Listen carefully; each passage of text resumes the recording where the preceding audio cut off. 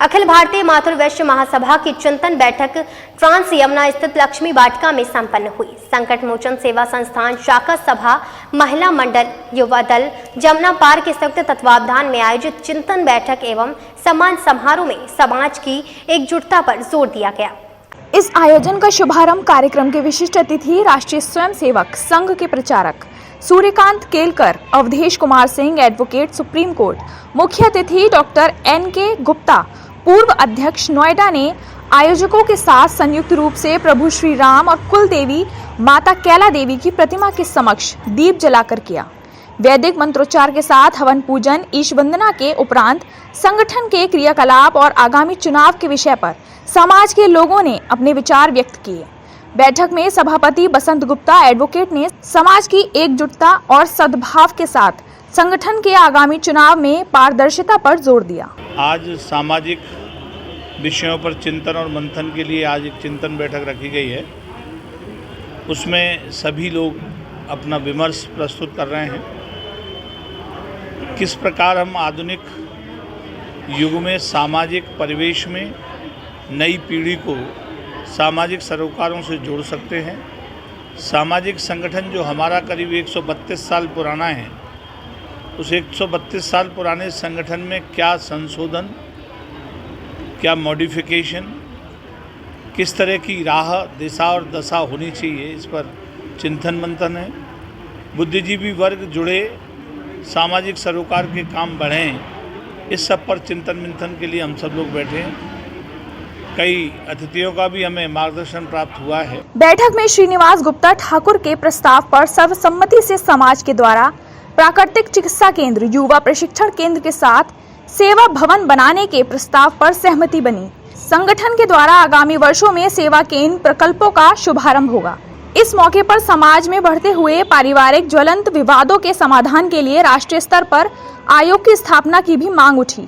वहीं इस दौरान कई अहम मुद्दों पर चर्चाएं भी की गईं, जिसमें महासभा की वर्तमान वैधानिक स्थिति पर विचार, प्रतिनिधि सम्मेलन में दिए गए निर्णय एवं अध्यक्ष द्वारा पुनः प्रतिनिधि सम्मेलन बुलाने पर चर्चा जैसे मुद्दों पर सभी ने अपने विचार रखे। आपने सुना होगा, वैसे मैंने बताया कि सामान्यतः हिंदू एक तरह से भयभीत था, स्पष्ट बोलने में हकलाता था, झिझकता था, डरता था। अब ये बदल हो गया है कि हिंदू स्पष्ट बोलने लगा है, ये अंतर आया है। और सामान्यतः देश में अल्पसंख्यक के नाम पर मुसलमानों के अपराधों को छिपाने का, चादर डालने का काम हमेशा चलता रहा है, जिसका मैंने एक उदाहरण दिया कल के जागरण के पेपर में। मैंने जैसे बताया कि किस तरह छिपाया जाता है।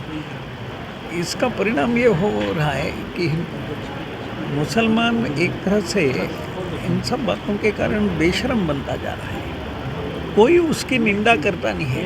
कोई कितना भी गलत काम करे मुसलमान, उसकी निंदा की नहीं जाती उनके लोगों द्वारा। लव जिहाद के इतने मामले हुए, अन्य मामले हुए, कोई मुल्ला मौलवी उसकी निंदा नहीं करता। सामान्यतः हम ये मानते हैं कि व्यक्ति पढ़ा लिखा होता है तो उसका सामान्यतः एक अच्छे नेक मुसलमान का मुस्लिम समाज में प्रभाव बिल्कुल नहीं रहता है। कार्यक्रम में बतौर विशिष्ट अतिथि भाग लेने आए राष्ट्रीय स्वयंसेवक संघ के वरिष्ठ प्रचारक सामाजिक चिंतन सूर्यकांत केलकर ने कहा, देशवासियों की सोच बदलने के साथ हिंदू समाज जागृत होकर स्वाभिमान के साथ खड़ा हो रहा है। उन्होंने कहा, म्यांमार से भगाए हुए रोहिंग्या देश के जम्मू कश्मीर में संप्रदाय विशेष की आबादी बढ़ाने के मकसद से आए हुए हैं। इनको देश से बाहर किया जाना चाहिए।